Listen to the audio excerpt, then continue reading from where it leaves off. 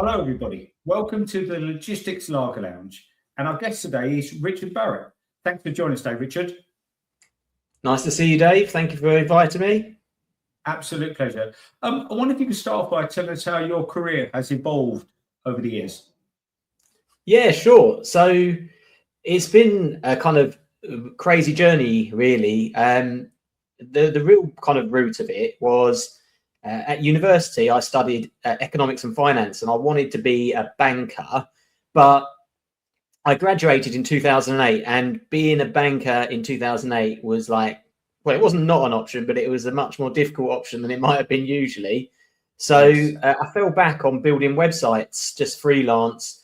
And, you know, I did all right. I had a few clients around the local area where I was at the time in Southampton, and some clients up in London, some clients where I was originally from in Essex. And somebody I met through that was Nav, who you know, and Parcel Monkey wasn't the initial thing. There were some other schemes and projects before, but we ended up starting this business, Parcel Monkey, that evolved from essentially a bedroom startup. We used to literally meet in the pub because we didn't have an office. Which is, you know, apt for this. And then, you know, it just grew from there. I think we did just shy of £1 million turnover in our first year, and I think 3 in the second, and it kind of just grew and grew and grew. And obviously, once I was in, then the other kind of opportunities weren't interesting to me. So we built the business from a startup through to a much more kind of sizable business. Along the way, we started some other bits and pieces like cloud fulfillment, our third-party logistics business, and eTrack, our cross-border logistics business for larger retailers. And eventually, we ended up selling all 3 of them. Very close to each other, actually. We sold eTrack to the delivery group, and Parcel to Go bought Parcel Monkey and cloud fulfillment. So it was very much kind of startup journey. That's the kind of condensed version of the story. And nowadays, obviously, it's developed beyond there. So no longer kind of am part of the founding team of the business that owns Parcel Monkey, and it's been a journey evolving it and migrating it into Parcel to Go from a people perspective, from a tech perspective, ops and everything else. Obviously, being competitors for so long, it's not been necessarily straightforward to figure out how it kind of fits as part of the broader thing. But yeah, in a nutshell, started something with nothing really to lose and no idea how it would turn out, and ended up here 16 years later. Amazing. So amazing. Yeah. Can I ask a couple of questions about that, Rich? You know, you said before we got into Parcel Monkey, you was creating and setting up websites.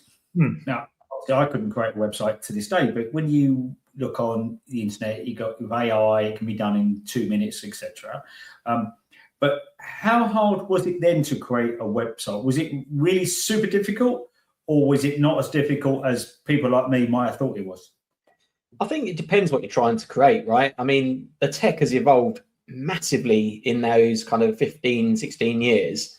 Fundamentally, the underlying technology is the same. The internet is the same as it was then. It's just that we have much more available to us now in terms of technology, loads of different stacks and things like that. I mean, I suppose fundamentally, it was probably easier back then in some ways because the people's expectation was lower. Like nowadays, if you go to build an e-com website or you go to build a new web application for businesses, you're expected to use these quite complex frameworks, quite complex technologies to build something that works on all these different devices and stuff like that. Back in 2010, people just wanted a website that looked all right on a computer and worked in Internet Explorer 6 or whatever, you know. So I would say that it's different. Some of it's easier, some of it's harder. The actual building of a website is harder, but then, as you rightly said, there are tools now like the AI tools which are making it easier again. But then other parts of it are a lot easier than it was then. The actual infrastructure piece, you can spin up a server in 2 minutes with a click now, whereas in the old days, you'd have to ring up a server company, pay them a load of money and wait 2 weeks for them to plug it in. So yeah, a bit of a mixture. And also at the same time, I thought the same sort of very similar time. He said when Parcel Monkey set up, were people like consumers like me, or the carriers ready for what you were doing? Because what you did then seems pretty normal now, but at the time, I imagine it was quite unusual, both for consumers to a degree, but certainly for the carriers and to understand what you do, and also you've got to start from zero to build critical mass. So it's that leap of faith by everyone, isn't it? Yeah, I mean, with the final point, the leap of faith thing. I mean, in all honesty, our strategy for that was basically to blue-faced lie about our volumes at the start to try and get some accounts and some reasonable rates that we could resell. You're absolutely right. Back then, the carriers, it's always been the same to some extent, but they kind of loved us and either loved us or they hated us. And they didn't like the fact that they felt that we were essentially making a buck off of their efforts. But they loved the fact that we bought a load of volume to them and paid our bill every week. So our value proposition back then was slightly different. Nowadays, you can kind of go to the carriers directly and buy a parcel. Back then, you couldn't. You had to have a sales rep come round. They had to, verify your volume, that you had to guarantee them 500 quid a week or whatever the threshold was. And loads of small businesses couldn't do that. So that was what we did. We mocked all that up, and that was our kind of story to the carriers as to why we should exist. But yeah, you're absolutely right. That value proposition has diminished over time, and to react to that, we've ended up kind of shifting towards where we can add value beyond the delivery. So it's things like offering a really good customer service experience to small businesses and consumers, offering things like protection cover for covering losses and damages, tooling, so making it easier for businesses to generate their shipping labels and get things out the door. So the value prop has very much changed from you can get a cheap shipping label from us to you can get a shipping label, but actually we bring all these other things to the table as well. Yeah, no, it's really interesting, and sort of going, following right through to now, because obviously you've been working with the parcel companies and watching them both in the UK and around Europe and America, as you mentioned. If you're looking at it right now, what would you say the biggest challenges are to the logistics sector right now? I mean, I think there's always been a challenge with margin. I think that's always been the case. As long as I have been in this game, there has been challenges with margin. It's a race to the bottom often. Large shippers put pressure on carriers to slash margins to win the business. So I think margins are kind of ever-existing challenge. I think more topical and recent, tariffs is the one that stands out to me. We obviously had Brexit, and then we've got all this kind of Trump tariff stuff going on at the moment.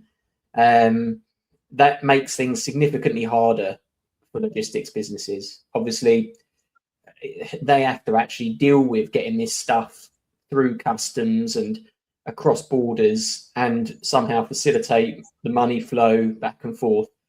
And the other not so much hidden, but perhaps not obvious consequence of all this is that the volume is challenged, right? Like people who used to ship to, say, the US are just not shipping now because it's either too difficult or they feel like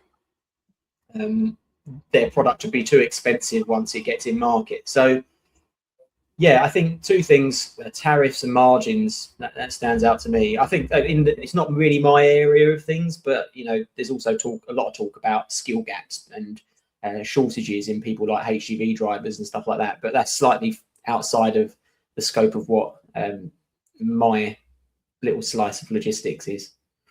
No, I really appreciate that. And do you think, because obviously recently we've had FedEx getting together with InPost and or potentially getting together, do you think consolidation will continue in the sector? I think yes is the short answer. I think particularly in the out-of-home sector. So I think the key challenge there is real estate. So at the moment, you've got people like InPost, Every, Amazon, and a few others that are all kind of vying for space to stick these lockers. And realistically, well, first of all, the cost involved in actually building and installing these lockers is really high. Finding the physical place to put them is going to become ever more challenging, whereas all these operators try and compete with each other. So a logical solution to that is consolidation. If people work together, they can share infrastructure as opposed to having to invest and build a kind of replica of somebody else's. I think the FedEx thing is interesting because FedEx, they have a presence in like the UK and Europe, obviously, but they're not as strong as they are in their kind of prime territory in the US. So I think they've put a big bet on the table there and said, look, we're going to buy our way into this market in the area that we think has the biggest potential to grow. And I think a lot of people would be hard pushed to disagree that out of home is the area of growth. So yeah, in short, I think consolidation will continue to happen. I think it's kind of needed in the industry. I mean, getting back to the margin point, when you've got more players, there's more competition, it drives the prices down. When there's fewer players, the market tends to lift because everybody's kind of not competing as strongly with one another. So yeah, I think consolidation will continue. And also, do you consider it consolidation or cooperation? Because if you look at the lockers, some networks work on open locker, like Quadient, and you work on open locker networks that other people can utilize, where some are closed, like Impost are. So it may be there'll be some strategic changes in those as well. It makes a lot of sense, right? I mean, the people that are investing in the infrastructure, they want to sweat that asset. And the people that aren't investing in infrastructure want access to such an infrastructure. So you can see that there's a logical partnership there. I think it's tricky when a lot of these businesses so fiercely compete with each other. I mean, look at the UK. You've got like Every and Impost, who are like, probably the two locker candidates. I know there's plenty of others, but those are the two that kind of stand out to me. But Impost own Yodel, who has been like, Every's arch enemy for some time. So yeah, I think you're right. I think there will be collaboration. And I really love the model of carrier agnostic lockers, the kind of Quadient model. I think that's clever. But yeah, I don't know what shape or what form that's going to take. Well, I think pretty much everyone in logistics are in the same situation. If we knew the future, we could be investing our money and making lots of money, like anything in life, isn't it? Yeah, exactly. If we all knew 3 or 4 years ago what the gold price is, we would have invested in gold, wouldn't we? And it goes, it goes up and down like everything. And during your career, has there been a major key influence on you or a mentor that's been around you? I think for me, my kind of philosophy on life and relationships with people is that I try and take something from everybody. Like, you observe people and you like some things about them and you dislike other things about them. That's just human. And you try and cherry pick the stuff that to add to your to do or to not do list, if you like. Obviously, you're influenced the most by the people around you. And I think, especially early in my career, I definitely needed some kind of influencing. I was very risk averse. I'm quite an analytical person, and I tend to rationalize things a lot. And I think I'm probably guilty some time ago of being able to talk myself out of an opportunity because of the risk. And obviously, early on in my career, I met Nav and worked with Nav for 15 plus years. He is probably the polar opposite of that. He doesn't see risk, or he doesn't rationalize things. He very much works on a kind of gut instinct, and he's a risk taker. So that was probably a good influence for me at the beginning of my career, because it dialed down my risk aversion a little bit. I think more broadly than that, I try and kind of pull from businesses and people that I admire. So I really kind of like businesses. It's not my kind of area, but Gymshark, I love the way that business operates and has grown. I love how kind of customer obsessed they are. And I think a common trait amongst successful businesses is customer obsession. I really like Apple. It's the geek in me. I've always loved Apple as a business since I was very young. And I kind of grew up through that era of like Jonathan Ive, the principal designer there, when he released the iPod, and then all the kind of the aluminium Macs and all that kind of stuff. And I really admired the kind of the concept that it's much harder to make things simpler than it is to make it more complicated. And I think, you know, from my perspective, building software, that's been a key influence for me. I like things that have got less buttons and are simpler, but do the function well, as opposed to things that are kind of endlessly configurable. So yeah, I wouldn't say there's kind of specific individuals or mentors as such, but as I say, my philosophy is very much trying to cherry pick and kind of observe and implement things that you gain from people throughout your career. Yeah, so you've said some sort of close by influencers, like I think it's Nav Ramaya you were talking about. You mentioned yes. Nav, and also influencers from afar, like you talked about what Apple have done. You know, it's really interesting. Yeah. And I genuinely do. I genuinely do think you can take something from everybody. You know, like I think. I mean, I've obviously worked with hundreds or thousands of people probably over the course of my career, and it's interesting where you can cherry pick great little habits or traits from people that perhaps you wouldn't necessarily expect. Yeah, definitely. Okay, Rich. Well, look, I just want to say cheers. Thank you for doing that for us, and I'm sure our viewers will enjoy it. Thanks very much.